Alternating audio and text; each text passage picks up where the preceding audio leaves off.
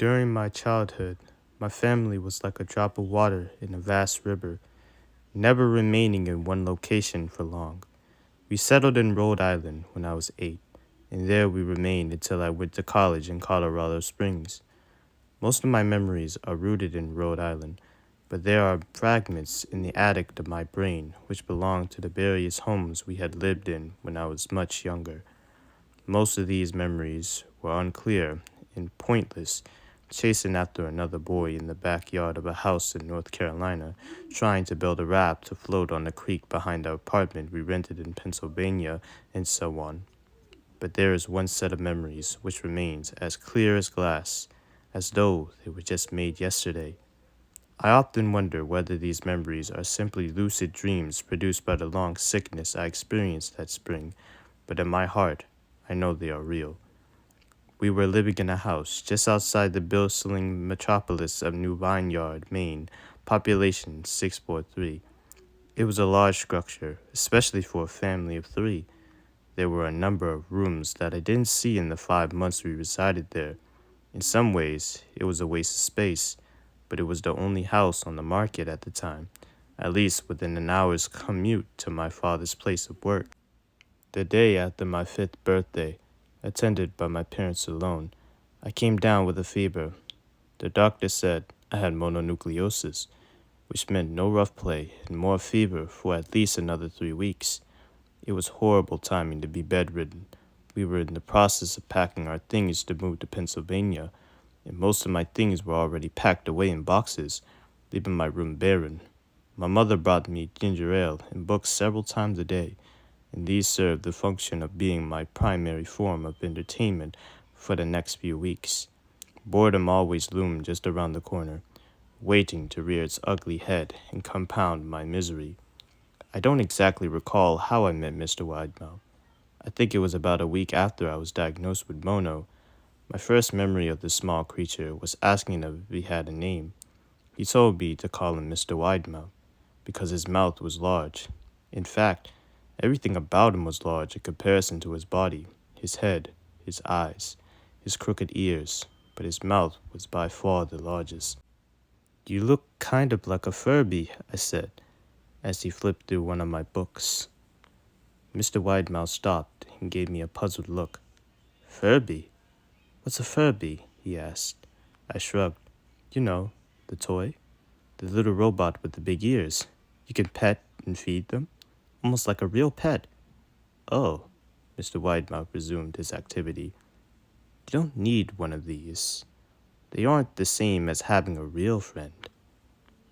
I remember Mr. Widemouth disappearing every time my mother stopped by to check in on me. "I lay under your bed," he later explained.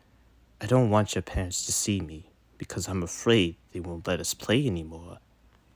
We didn't do much during those first few days.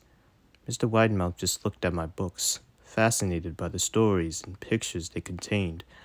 The 3rd or 4th morning after I met him, he greeted me with a large smile on his face. "I have a new game we can play," he said. "We have to wait until after your mother comes to check on you, because she can't see us play it. It's a secret game." After my mother delivered more books and soda at the usual time, Mr. Widemouth slipped out from under the bed and tugged my hand. "We have to go to that room at the end of this hallway," he said. I objected at first, as my parents had forbidden me to leave my bed without their permission, but Mr. Widemouth persisted until I gave in.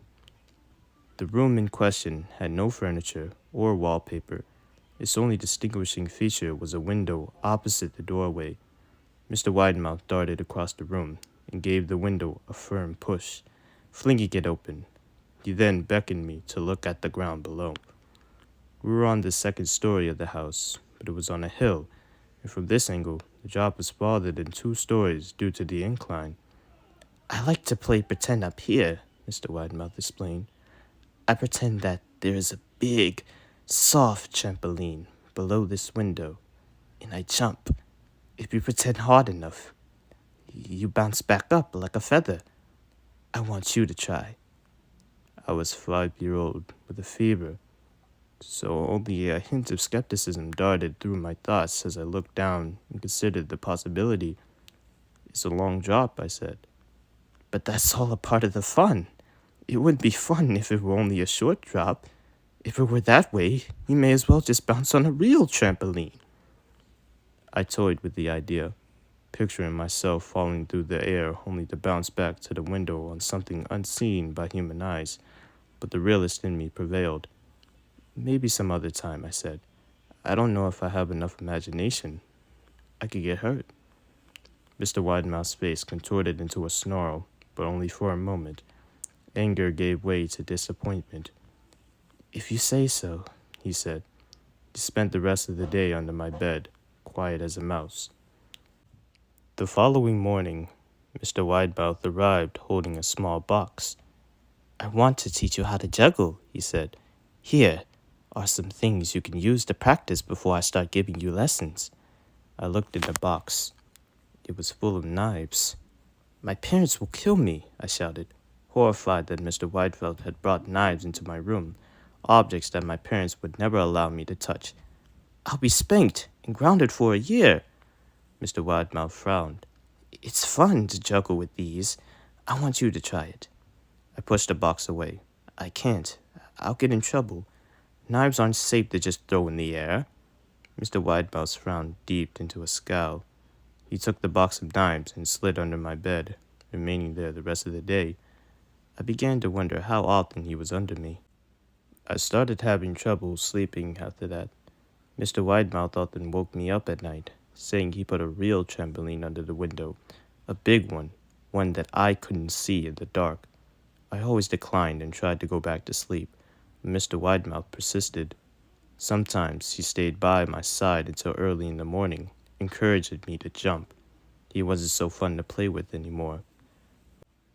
My mother came to me one morning and told me I had her permission to walk around outside. She thought the fresh air would be good for me, especially after being confined to my room for so long. Ecstatic, I put on my sneakers and trotted out to the back porch, yearning for the feeling of sun on my face. Mr. Widemouth was waiting for me. I have something I want you to see, he said. I must have given him a weird look, because he then said, It's safe. I promise. I followed him to the beginning of a deer trail, which ran through the woods behind the house. This is an important path, he explained. I've had a lot of friends about your age. When they were ready, I took them down this path to a special place. You aren't ready yet, but one day, I hope to take you there. I returned to the house, wondering what kind of place lay beyond that trail. 2 weeks after I met Mr. Widemouth, the last load of our things had been packed into a moving truck. I would be in the cab of that truck, sitting next to my father for the long drive to Pennsylvania. I considered telling Mr. Widemouth that I would be leaving, but even at 5 years old, I was beginning to suspect that perhaps the creature's intentions were not to my benefit, despite what he said otherwise. For this reason, I decided to keep my departure a secret. My father and I were in the truck at 4 a.m. He was hoping to make it to Pennsylvania by lunchtime tomorrow, with the help of an endless supply of coffee and a six-pack of energy drinks. He seemed more like a man who was about to run a marathon rather than one who was about to spend 2 days sitting still. Early enough for you? He asked. I nodded and placed my head against the window, hoping for some sleep before the sun came up. I felt my father's hand on my shoulder. This is the last move, son. I promise. I know it's hard for you, as sick as you've been. Once Daddy gets promoted, we can settle down, and you can make friends. I opened my eyes as we backed out of the driveway. I saw Mr. Widemouth's silhouette in my bedroom window. He stood motionless until the truck about to turn onto the main road. He gave a pitiful little wave goodbye, steak knife in hand. I didn't wave back. Years later, I returned to New Vineyard. The piece of land our house stood upon was empty except for the foundation. As the house burned down a few years after my family left, out of curiosity, I followed the deer trail that Mr. Widemouth had shown me. Part of me expected him to jump out from behind a tree and scare the living bejesus out of me, but I felt that Mr. Widemouth was gone, somehow tied to the house that no longer existed. The trail ended at the Du Vineyard Memorial Cemetery. I noticed that many of the tombstones belonged to children.